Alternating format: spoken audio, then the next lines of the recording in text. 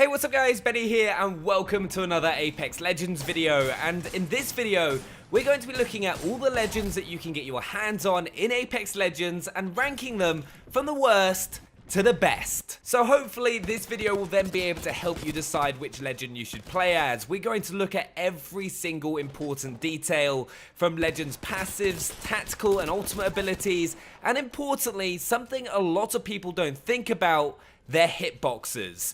Now, to make sure this video is as accurate as possible, I've played a load of matches with every single legend so that I was able to get a good feel with every character. So without further ado, let's take a look at the worst legend in Apex Legends.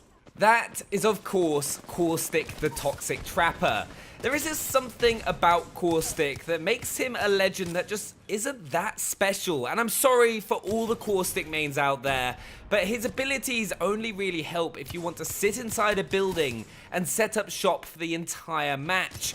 Caustic also doesn't really offer anything special for his team in an open area, other than his ultimate, which is almost as punishing to your teammates as it is the enemy. His passive ability, Nox Vision, allows Caustic to gain threat vision on enemies that are moving through the gas, which can be quite handy in some situations. Caustic Nox Gas Trap ability allows you to place 6 canisters around the map that when walked near or shot will release gas that will damage nearby enemies, though you can only hold 3 at a time. The traps can be useful to block doorways, which has already made for some amazing gameplay clips that I'm sure you'll have seen on Twitter, or the traps will allow you to know if enemies are coming up behind you depending on where you've placed them. Enemies can also just shoot the red bit at the bottom, however, to instantly deflate them, so you must hide them well because players have started becoming more aware of how to destroy them. Then, Caustic's ultimate is a Nox Gas Grenade, which blankets a large area in Nox Gas, which allows Caustic to take advantage of his passive as well as dealing a nice amount of damage. I found it works best in buildings or locations like Bunker. And finally, his hitbox. He's the second largest character in Apex Legends, which makes him a lot easier to hit compared to other legends in the game, and combine that with his abilities not really being that great, which is why I believe he is the worst legend you can play as in Apex Legends. The second worst character in Apex Legends is Mirage the Holographic Trickster. Now, at first, I thought this wouldn't be the case, but as players have begun to get smarter and used to his bamboozling techniques, he's just not as effective as he once was. Mirage's passive is Encore, which means that he drops a decoy and can cloak for 5 seconds when knocked down to try and move into cover. Sadly, people are now aware of this and start shooting your cloaked body, and you also need to have been knocked down in the first place to make use of his passive, so it kind of feels like Mirage has been planning for failure. His tactical ability is Psych Out, which sends out a holographic decoy to confuse the enemy, and it can be useful and make the difference in a gunfight if used correctly, as it can draw enemy fire away from you, allowing you to land those important first shots. However, people have started getting used to the decoy, so just ignore it. And then his ultimate is just pure garbage. Like, honestly, it's the worst thing in the entire game. It's called Vanishing Act, which creates a team of decoys who all stand still whilst Mirage cloaks so you can run away. The small issue is that you can still see the cloaked Mirage, and all the Mirages just stand still unless you deploy it off a cliff, which just makes them all start running, but they should do that anyway. Though Mirage's only saving grace is his hilarious lines in game and his hitbox, which is on the smaller side, being the 4th smallest character in the game, which is the only reason that he's not dead last behind Caustic. Then in 6th place is everyone's favourite, Pathfinder the Forward Scout. Now, Pathfinder, when used correctly, has a ton of amazing utility that allows his team to constantly have some of the best map positions throughout a match, and can constantly get out of trouble thanks to his grapple. Pathfinder's passive is Insider Knowledge that allows him to scan a survey beacon to reveal the ring's next location. Now, this isn't the strongest passive in the game and is useful to know to make sure you get the best map position, especially in the final couple of zones. But the zones tend to move fairly slowly, so it's not one of the game's best passive abilities. Pathfinder's tactical ability, however, is amazing, which is his grappling hook.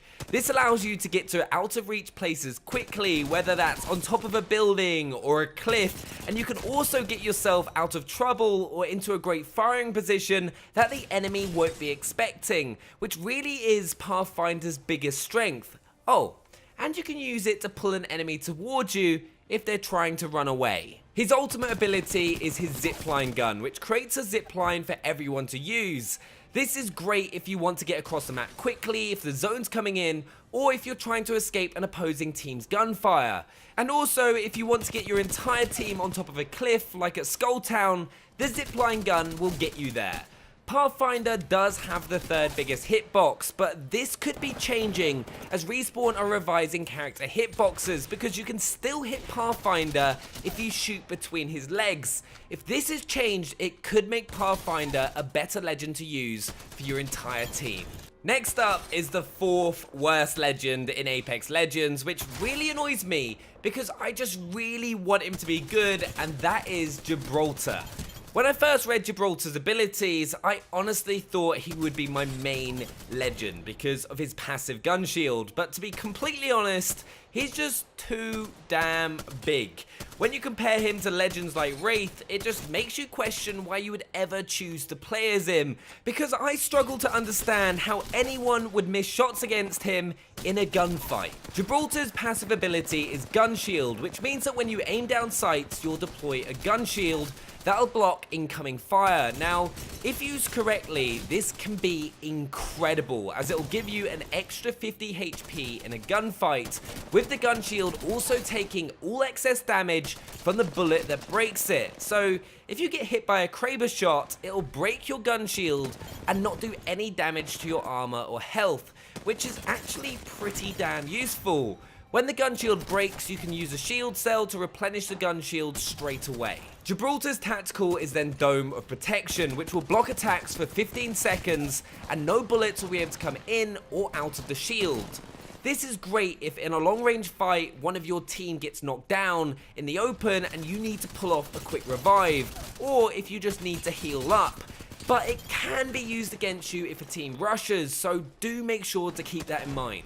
But Gibraltar has what I think is probably the best ultimate in the game currently, which is the Defensive Bombardment, as it's an ultimate that can completely transform a fight because it deals instant damage unlike Bangalore's ultimate. Defensive Bombardment just has this ability to make everyone lose composure and lose their minds and start running all over the place, allowing you to pick up some easy kills. Just make sure not to bombard yourself. Though, as I mentioned earlier, what really lets Gibraltar down is his hitbox. He's the largest character in the game, which makes him an easy target at any range. You really need to play slow or hold down a position behind a rock to get the most out of him, which doesn't always suit Apex Legends gameplay pace. In fourth place is Bloodhound the Technological Tracker. Now, Bloodhound is a great all-round legend. He's got a good hitbox, good abilities, and offers a lot of utility to a team of 3, especially when you're chasing to get as many kills as possible. Bloodhound's passive is Tracker, which allows you to see clues that foes leave behind, which could be anything from opening a door to footsteps, which allows you to be able to chase down enemies that have either been in the area or that might be running away from you to try and heal or regroup with the rest of their team. This passive, especially if you communicate with your team to come with you, can be incredible, especially if you're trying to get that 20 kill badge. You then have Bloodhound's Tactical, which is Eye of the Allfather, which briefly reveals enemies, traps, and clues through all structures in front of you. Now, this is great if enemies are hiding in buildings or in Bangalore's smoke or Caustic's Nox gas. But one thing to be aware of, however, is that there is a big visual effect when you activate this ability, so you could also give away your position to an opponent. Now, one of Bloodhound's best abilities is his ultimate, which is Beast of the Hunt, which transforms you into the ultimate hunter. It enhances your senses, allowing you to see cold tracks and move faster. This is amazing in a gunfight, especially if Bangalore has used her smoke grenades, as you can see perfectly through the smoke, giving you a huge advantage in any gunfight, especially using a weapon like the Peacekeeper or R99. Bloodhound also has a nice hitbox, being the third smallest in Apex Legends, however does have a larger head than some of the other legends, so can be headshotted a little bit easier, which is something to be aware of when a lot of players are using the wingman as much as they possibly can. We're now getting into the difficult part of the video where some of you may start disagreeing with my final order, but please do make sure to let me know what your top 3 are down in the comments below. But in third place, we have Bangalore, who is actually the legend that I play the most of in Apex Legends.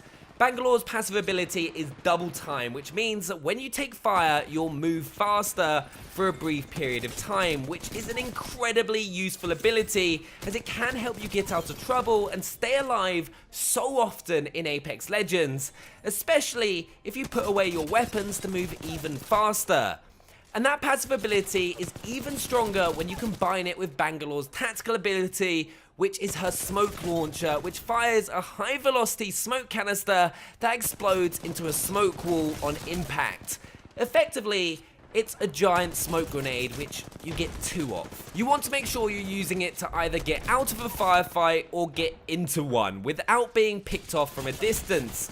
Then if you combine this ability with a digital threat sight or Bloodhound's abilities, you'll win or survive so many more gunfights, which is why it's one of my personal favorite abilities in the game. Bangalore's ultimate is then okay, as it can, I found, also affect your teammates, and that's Rolling Thunder, which calls in an artillery strike that slowly creeps across the landscape, which deals damage but also slows opponents hit by it. The downside is that unlike Gibraltar's bombardment, once the shells land, they also take a few seconds to detonate, so can be quite easy to avoid. Bangalore does have a medium-sized hitbox, but her passive makes up for it as she can move faster to avoid incoming damage. Overall, she's one of my favorite legends to play as in Apex Legends, has great utility for both yourself and your team, and is definitely one of the best legends in the game. And in second place, out of all the legends currently available in Apex Legends, is Lifeline. This was one of the most difficult decisions between Lifeline and Wraith, but I think Lifeline just comes in second place, but it is very, very close. She probably has one of the best passives in the entire game. Lifeline's passive is Combat Medic, which first of all allows you to revive knockdown teammates faster while protected by a shield wall, and also healing items are used 25% faster, which when combined with a legendary backpack for example, means you can use a Phoenix kit to get to full health in just 2.5 seconds, making it hands down the best passive in the entire game, as you constantly need to use healing items before, during, and after gunfights in Apex Legends. Now, Lifeline's tactical ability isn't the strongest, as it's her dock heal drone, which heals anyone near it, whether that's a teammate, yourself, or an opponent.